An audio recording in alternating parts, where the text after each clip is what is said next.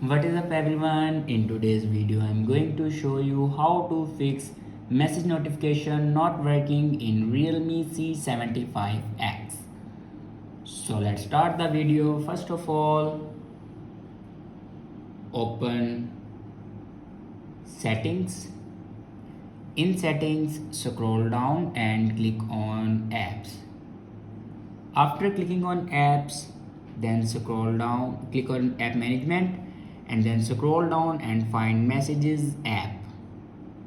Now click on messages app, and here you can force stop your messages app. Now click on force stop and then again click on force stop.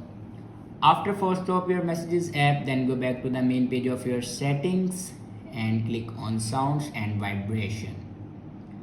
Now click on do not disturb.